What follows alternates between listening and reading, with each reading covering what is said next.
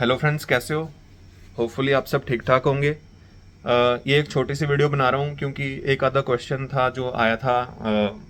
देखो, सबसे पहले तो मैंने बहुत सी वीडियोस में बोला, सभी में बोल रहा हूँ कि आपके जो गैस्ट्रो के टेस्ट है वो सब नॉर्मल होने चाहिए।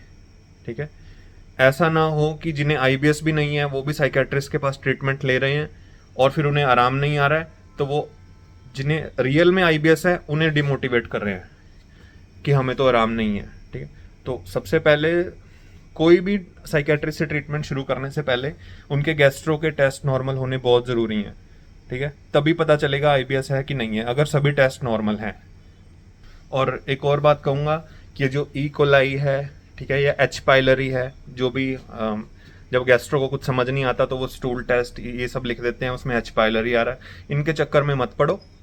ठीक है, एच पाइलरी वगैरह इनके चक्कर में मत पड़ो। अगर आपको सभी कुछ सब कुछ कराने के बाद भी कॉन्स्टिपेशन, पेट में दर्द, ये सब है गैस्ट्रो के टेस्ट करवाने के बाद, तो आप साइकेट्रिस्ट के पास जाओ। देखो, अगर इन्फेक्शन होता, ठीक है, एच पाइलरी या ई कोलाई जो भी आ रहा है आपके स्टूल में, तो वो दे रहे हैं, एंटीबायोटिक देते हैं गैस्ट्रो। किसी की 7 दिन चलाई, किसी की 15 दिन चलाई, वो ठीक हो जाना चाहिए ना इन्फेक्शन। वो फिर से क्यों आ रहा है? ठीक है, वो इसलिए आ रहा है क्योंकि आपको आईबीएस है, आपका डाइजेशन खराब है, आपकी इम्यूनिटी वीक हो चुकी है। आप एक बार एंटीबायोटिक का कोर्स करोगे वो इन्फेक्शन फिर से आ जाएगा, क्योंकि आपके अंदर जो गट में बैक्टीरियाज हैं, गुड बैक्टीरियाज, वो कम हो चुके हैं। ठीक है, और जिसकी वजह से कई बार सिबो बोल देते हैं, कुछ बोल देते हैं। ठीक है, तो जब आपका डाइजेशन प्रॉपर हो जाएगा, आप दही वगैरह सब चीज़ें खाने लगोगे, ठीक है, आपके जो बैक्टीरियाज हैं वो अपने आप ही नॉर्मल होने शुरू हो जाएंगे। ठीक है, अब देखो, जैसे बहुत से लोगों में क्या होता है, किसी को डेंगू हो गया, उसके बाद डॉक्टर ने एंटीबायोटिक दी, उस वजह से आईबीएस हो गया। ठीक है, किसी में फूड पॉइजनिंग हुई, बहुत से केसेस में ऐसा होता है, बहुत से केसेस में होता है कि फूड पॉइजनिंग हुई या डेंगू हुआ, कोई भी इन्फेक्शन हुआ, उसके बाद हैवी एंटीबायोटिक्स दी, उसकी वजह से वो मतलब उन्हें आईबीएस हो गया। उससे देखो, मैं डॉक्टर नहीं हूँ, हो सकता है ये थ्योरी गलत भी हो, लेकिन जहाँ तक मैं भी रिसर्च करता रहता था, जहाँ तक डॉक्टरों से भी समझी बात, अलग अलग डॉक्टर ने क्या क्या बोला, उस हिसाब से थोड़ा बता रहा हूँ कि देखो, मान लो 4 लोगों ने इकट्ठे होके कुछ बाहर का खाया, ठीक है, खराब खाना खाया, 3 को कुछ नहीं हुआ, लेकिन एक को इन्फेक्शन हो गया, एक को फूड पॉइजनिंग हो गई। ठीक है, तो उसमें क्या हो सकता है कि उसकी इम्यूनिटी वीक हुई पहले, जिस वजह से वो मतलब उसे वो फूड पॉइजनिंग हुई। ठीक है, तो और उसकी वजह से क्या हुआ, एंटीबायोटिक्स दी, उससे उसके बैक्टीरियाज भी मर गए, जो गुड बैक्टीरियाज थे। ऊपर से इम्यूनिटी उसकी इतनी डाउन हो गई।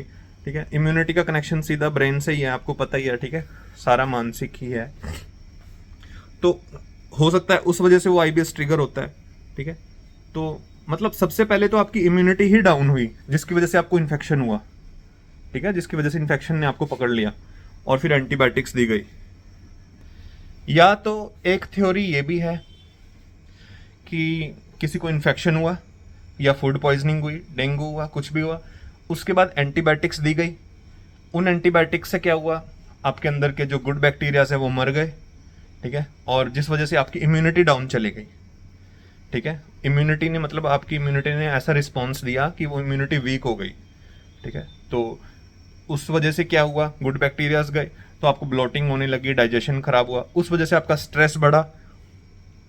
ठीक है, उस वजह से आपका स्ट्रेस बढ़ा कि मेरा पेट तो सही नहीं हो रहा है, सही नहीं हो रहा है, और आप इतने ज़्यादा सेंसिटिव हो कि उस वजह से वो आईबीएस में कन्वर्ट हो गया। हो सकता है वो हील हो जाती है, वो मतलब जो भी आपका इन्फेक्शन है, हो सकता है वो हील हो जाता थोड़े टाइम में, पर हो सकता है कि आप इतने सेंसिटिव हो, आपने उसका इतना स्ट्रेस ले लिया कि मेरे पेट में ठीक ही नहीं हो रहा है, ब्लोटिंग ठीक नहीं हो रही है, वो आगे बढ़ता बढ़ता बढ़ता आईबीएस में कन्वर्ट हो गया।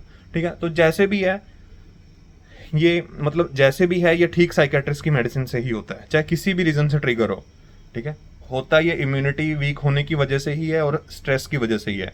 चाहे आपका पेट खराब हुआ, आपने उसके बाद स्ट्रेस लिया, या पहले इम्यूनिटी डाउन हुई, पहले स्ट्रेस है, उसकी वजह से पेट खराब हुआ।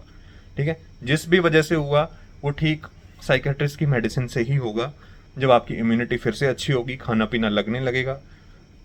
ठीक है, और आप फिर दही खाओगे, सब चीज़ें खाओगे, सब कुछ बैलेंस हो जाएगा। ठीक ठीक है, जो आपके गुड बैक्टीरियाज वगैरह वह है, सब कुछ बैलेंस हो जाएगा, ठीक है, एक बार ठीक होने के बाद।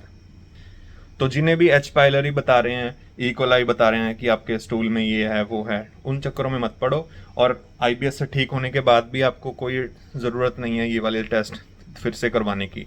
वजन बढ़ गया, खाना पीना सब लग रहा है, डायरिया कॉन्स्टिपेशन सब ठीक हो गया, अब आपको क्यों टेस्ट करवाने हैं, ठीक है। तो मतलब साइकेट्रिस्ट से ही होगा, अपना साइकेट्रिस्ट से ट्रीटमेंट लो और ठीक हो जाओ, ठीक है। तो बहुत से केसेस में क्या होता है कि देखो, जैसे मैं कह रहा हूँ कि 4 लोगों ने खाना खाया बाहर का, ठीक है, कुछ खराब खाना खा लिया, उसमें से 3 को कुछ नहीं हुआ, एक को फूड पॉइजनिंग हो गई।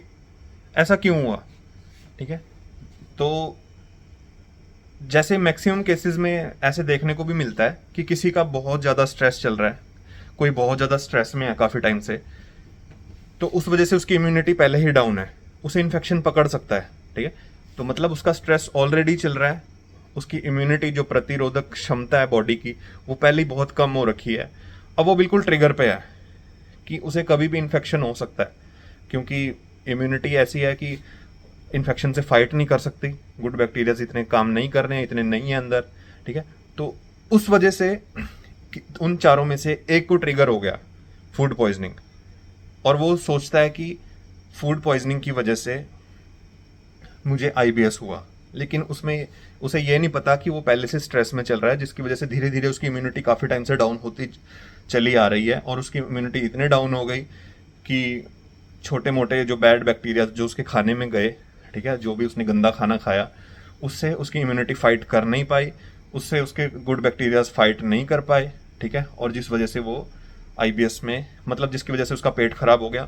और फिर एक बार पेट खराब होगा तो फिर स्ट्रेस बढ़ता जाएगा, क्योंकि फिर वो आईबीएस में कन्वर्ट होना शुरू हो जाता है, क्योंकि स्ट्रेस तो उसे था ही, इम्यूनिटी डाउन थी, ठीक है। तो एक थ्योरी ये भी है, तो उस वजह से उसका वो आईबीएस बढ़ता जाता है, और वो सोचता है कि ये फूड पॉइजनिंग की वजह से हुआ, ठीक है। तो ऐसा भी देखा गया है।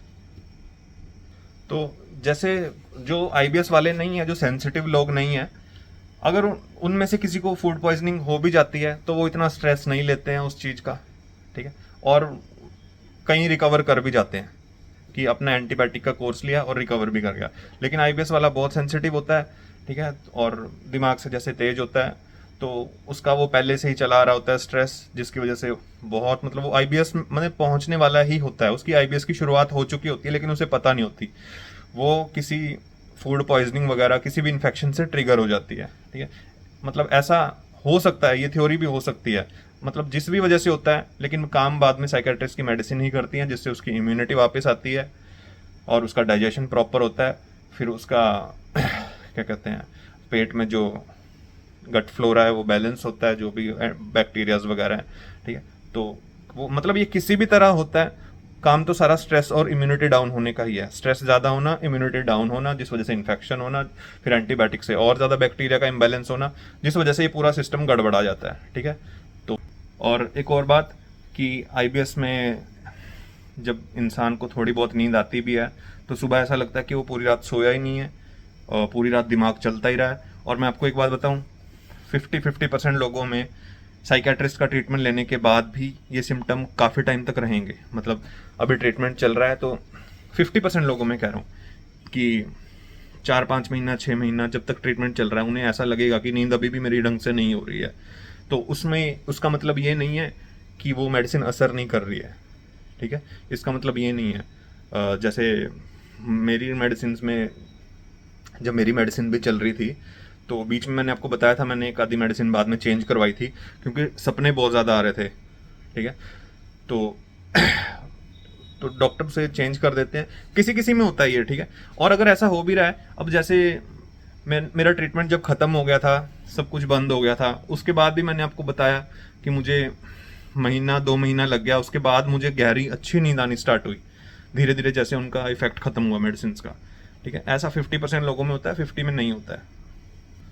तो अगर साइकेट्रिस्ट का ट्रीटमेंट लेते हुए भी अगर बीच में आपकी नींद टूट रही है या फिर कच्ची नींद आ रही है, आप ये मत सोचो कि वो असर नहीं कर रही है।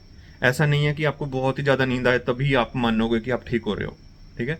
आगे आगे डोजेस जैसे जैसे कम होंगे, आपकी नींद बहुत अच्छी होती जाएगी, और जब आप बिल्कुल ही मेडिसिन छोड़ दोगे तो बिल्कुल अच्छी नींद हो जाएगी आपकी, ठीक है। मेडिसिन छोड़ने के 1 महीना, 2 महीना, 3 महीने बाद बिल्कुल नॉर्मल लाइफ में वापस आ जाओगे, ठीक है। तो मुझे बस यही 1-2 बातें कहनी थी, और बाकी अभी फिर मैं हिमाचल में जा रहा हूँ, मतलब काफ़ी काम है अभी मुझे वहाँ पे पेंडिंग, तो अभी थोड़ा टाइम अवेलेबल नहीं होऊंगा। आप सब अपना ट्रीटमेंट लेते रहो। और हाँ, मैं टेलीग्राम पे भी जुड़ा था कॉन्फ्रेंस कॉल में, तो उसके बाद बहुत से पर्सनल मैसेज आने लग गए टेलीग्राम पे ही, है ना। वही सब डाउट्स हैं लोगों के जो मैंने वीडियोस में बता दिए हैं। तो टेलीग्राम पे नोटिफिकेशन बहुत सारी आने लगी। मेरे पास सच में इतना टाइम नहीं होता, बहुत कम टाइम होता है, इसलिए आप यूट्यूब पर ही कमेंट करें वीडियो में, जो भी आपकी क्वेरी है मैं रिप्लाई दूंगा जब भी फ्री होऊंगा। बाकी यार मैंने सब कुछ तो बता दिया है, ठीक है। वही डाउट आप दोबारा से पूछते हो, पहले सभी वीडियोस देखो, उसमें मुझे नहीं लगता ऐसा कुछ बचा जो नहीं बताया। और इसके बाद अगर कुछ जानना है तो वो साइकेट्रिस्ट हैं, ठीक है। जितना मैंने बताना था सब बता दिया है, ठीक है। गैस का कैप्सूल है, पेट दर्द के लिए कोलास्पेक्स नॉर्मेक्सिन है, साइकेट्रिस्ट की मेडिसिन है साथ में, कॉन्स्टिपेशन वालों के लिए लेक्सेटिव है, ठीक है। डायरिया वालों के साथ में रिफेक्सिमिन है, दही, योगर्ट, ये सब लेना है। तो मतलब सब कुछ बता दिया है। अब वही चीजें बार बार आप मत पूछिए, वो आपको वीडियो में सब कुछ मैंने बता दिया है। कुछ भी पूछना हो तो आप यूट्यूब में कमेंट्स में पूछ सकते हैं, ठीक है।